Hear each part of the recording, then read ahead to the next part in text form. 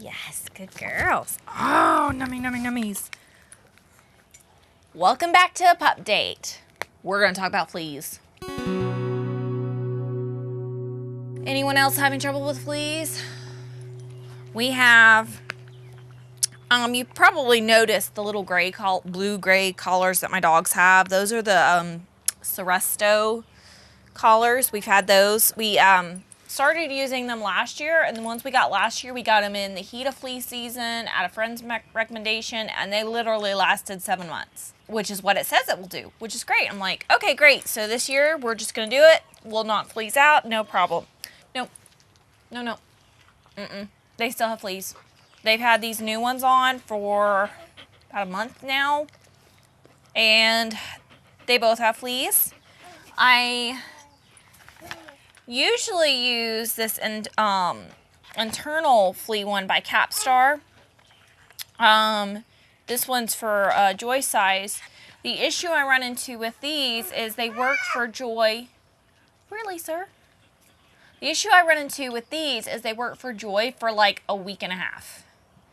And so in order for them to work, you have to give them to her every 9 days, which doesn't seem like a really good idea. So I try to use this as okay, you're starting to get fleas, let's get them under control, or kind of thing. So yeah, and I'm a little bit more naturally minded, and so trying to find a flea solution that is more natural has been tricky. I've tried the Mercola flea and tick stuff, which does work. The issue I run into that is I can't breathe around it. The essential oils in it are so potent. I struggle with essential oils. I have to be very careful on how I use them. So if the essential oils are strong enough to be a flea repellent, they make me sick and I can't breathe. So yeah, so that's a no-go. I like the amber flea collars. I don't know if you've seen those. They're rough amber crystal thingies. They work by the rough crystals rub the fur, and the fur has like a static, and the fleas and the ticks can't grip. And they work okay. They're not great, they're not perfect, but they only work for so long, and they're kind of expensive. But I'm kind of leaning towards getting those back again and seeing if I can try a different brand of essential oil or something. I'm thinking about Wondercide. Has anybody used Wondercide? Can you tell me if it's any good? Because this is really, it's a struggle. I used to use this flea stuff by a different brand, but they are no longer in business, and it was an internal, and it was once a month, and it was great. And so I don't like using liquid topicals because I have cats who like to groom my dogs, especially one of them. She will incessantly groom her and my other cats and the dog. So it's just one of those things of I don't want that. I don't want my animals having fleas and ticks, so I try very hard to get that under control. But yeah, anybody have any suggestions? I'm open to it. I'm also cautious about some of the topical ones because my mom's dog had seizures with those. Like, you put it on her, instant seizure. It was quite traumatizing and scary. All right, so we're going to talk about you. Yes, you. Hi. So, impulse control. The training I was doing with her was going beautiful. However, my children have misinterpreted me working with Joy and giving her more freedom as I work with her as them being able to give her more freedom and to work with her, which means she's been left out without me unattended.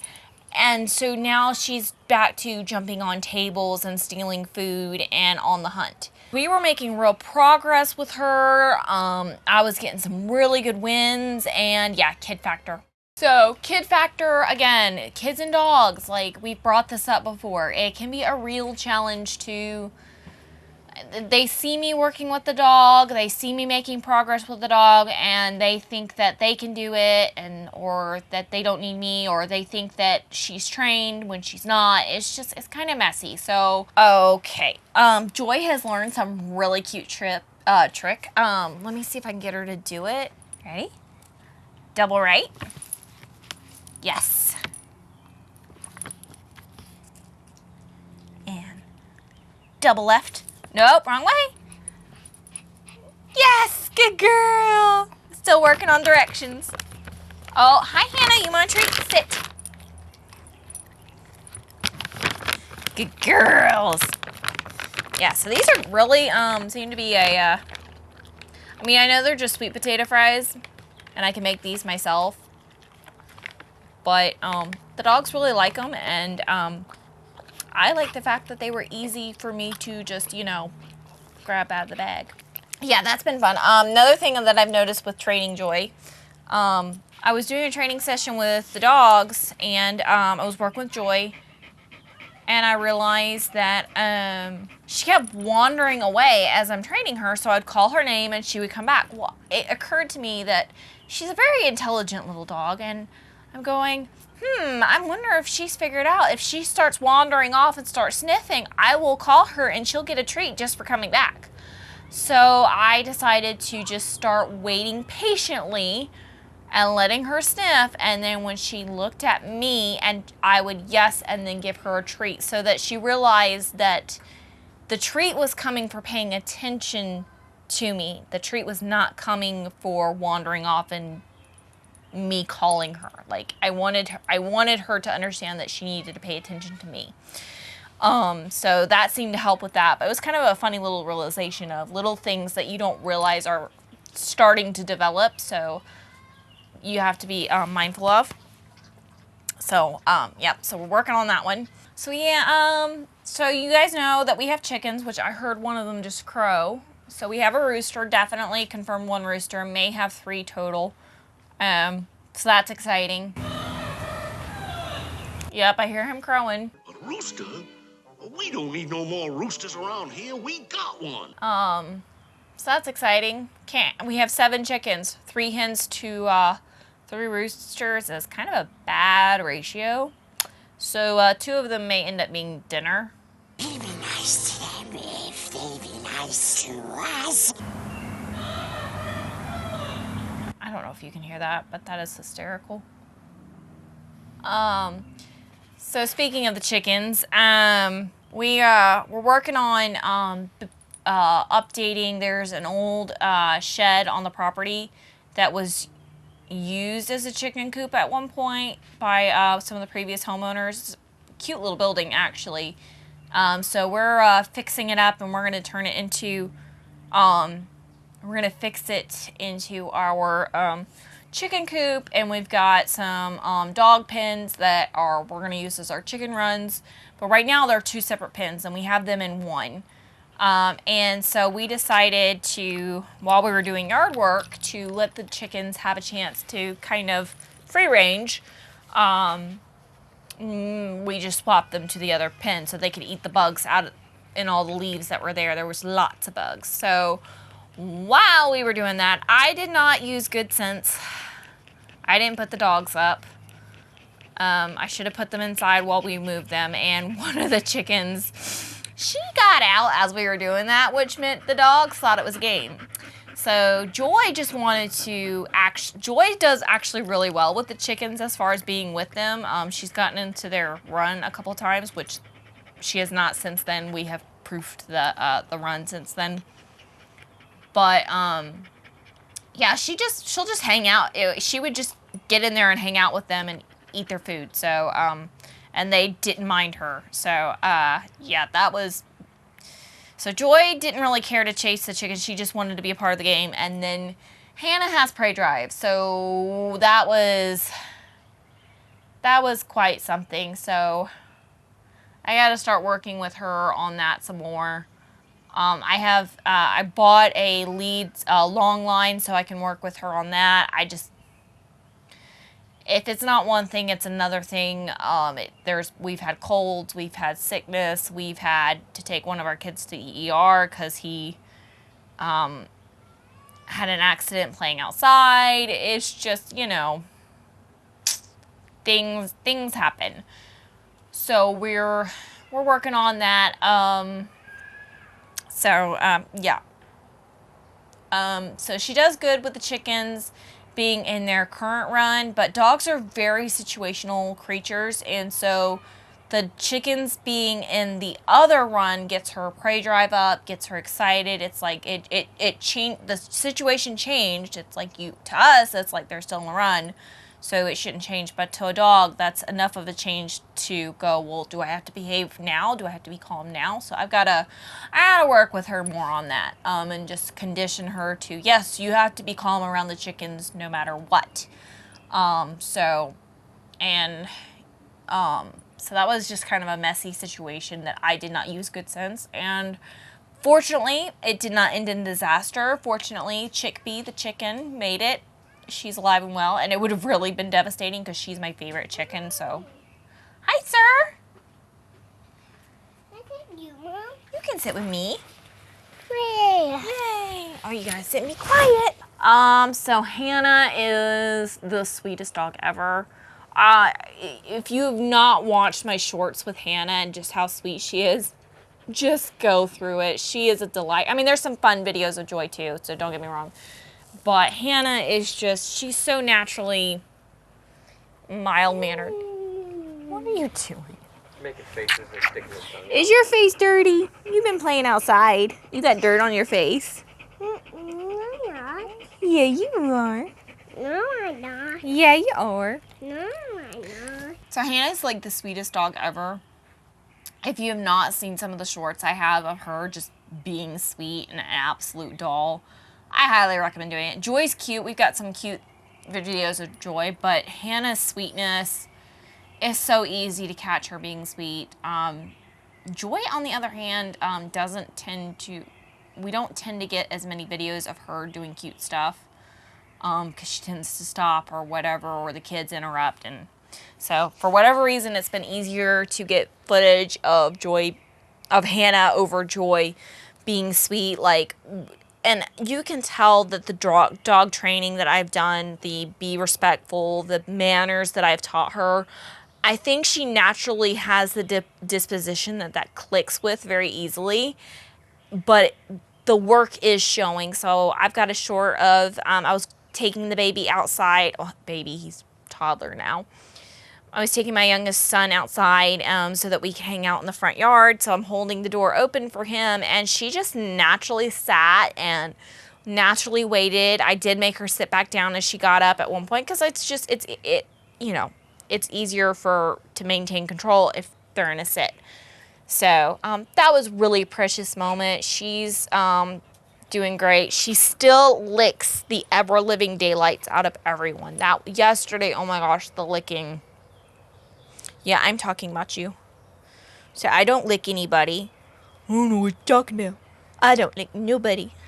I'm a perfect angel. So she's very sweet, very good-natured dog. But it's nice to see that not only that I've been able to capture her good nature and make her a good family dog with the training that we've done. So it's really nice. I'm really looking forward to that.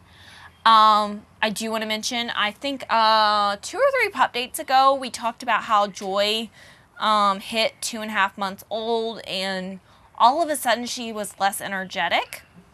That seemed to only last like a few days, and now she's back to, she's not spazzy. Okay, there's a bug biting me. Ouch. She's more back to, she's definitely more playful than she was those few days, or a week. It may have been a full week or week and a half that she was just kind of a little bit, not lethargic. She wasn't lethargic. I wasn't worried about her being sick. I was paying attention to see if she was getting lethargic, but she wasn't.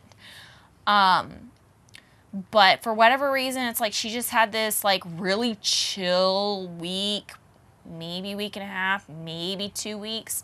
And now she's back to just being a little bit more peppy, a little bit more like her old self. She's still not as spazzy or as energetic. So I do think we've come out of the adolescent young dog stage into, an adult dog. So I'm hoping that maybe things will start balancing out with training with her because of that. I need the kids to quit sabotaging. I love my children, but man, they are so helpful that they're not helpful. Yeah. So I've been on the hunt for dog bones for Hannah to chew on. She loves to chew boxes, especially when we were moving. That was not fun. But trying to find things. I love the yak's milk bones, but my husband doesn't like those because, well, they hurt if you stub your toe on them or step on them with the arch of your foot. They hurt. And so, and Hannah chewed them down like really, really fast. And so she would chew them down, like we'd get the big ones and she'd chew them down to like this much within like a day. And they're really, really expensive for her to burn through that quickly. So we quit buying them, and I've tried some Nylabones. I've tried some peanut butter flavored ones. I've tried some chicken flavored ones. And she's interested in them for like a little bit. But I found at my local grocery store, and I'm going to link these. I think they're called Spot. I'll link it below. But they're made from bamboo. So I kind of like the idea of this because it reminded me of like the look of it, like the bamboo particles made me think of cardboard. And I'm like, she likes cardboard, and this is for dogs, and this is chicken flavored, and you know, if she swallows bamboo, it won't be a big deal. So I tried those, and they were half the price of a Nylabone. So I was like, well, we'll give it a try. It was less than $5 for one for a medium. And sure enough, she loves those things. Actually, the short I was talking about with her at the door, there's actually one chewed up in the shot by the front door where she had been chewing on one. So she loves those. So I highly recommend them at this point in time. So I'm going to probably be investing in some more since she loves them. Joy's kind of indifferent. Joy doesn't really care. Joy's not really a chewer, so she will chew on stuff, but Hannah's the one that goes after wood. Like when she was a puppy, we had to watch her around the firewood by the fireplace. We had to watch her with sticks, with everything. I mean, she's part lab, and labs are notorious chewers, and she definitely got that lab trait of being a chewer. But she doesn't like chewing on actual toys or appropriate chew toys. She likes chewing on stuffy toys, which is not an appropriate thing to chew on, and she wouldn't play with them, which you're supposed to play. So it was a whole mess. Anyways, I was mentioning about how Hannah is super sweet, and Mr. Editor Man, if you need to rearrange some of the things, you can to make it flow right. Or if I'm just erratic, you people get to see how I am because I'm erratic. We'll let Mr. Editor Man decide how it works. FYI, Mr. Editor Man is my hubby, and I love him dearly. I think I was talking about the contrast, like how, Joy is a sweet dog. We love her. Joy is more fun, but man, the food obsession, it really makes it hard because it's like she goes in the house, if she gets let go in the house, like she is looking for food. It's like she is sniffing around, she is looking. So one of the things I'm really trying to work with her on is not letting her sniff for food. But it's hard because the kids will just let her roam free, and in that 30 seconds of me going, catch Joy, she sniffed around the whole house at that point, and she's found crumbs because we have kids and there's crumbs. There's always crumbs. Doesn't matter how many times I vacuum. Doesn't matter how many times I sweep. Doesn't matter how many times I hunt for crumbs. There's always crumbs. And she won't find them. Little crumb thing. And, you know, it's, put that bug down. Don't touch bugs. Don't touch bugs. Oh, it doesn't matter how much I clean. Doesn't matter how much I try to keep food. There's always food. And you know what? There's just some things that are not safe for dogs to eat that people eat. I don't know, like grapes, raisins, to name a few. So yeah, I gotta watch. Also, I watched our 3-year-old try to feed the dogs onion skins. Yeah, that's not cute. as far as how I'm doing with, I'm struggling with the fact. So the dogs are, if you're new to the channel, welcome. If you've been here for a while, you know that the dogs are actually my kids' dogs.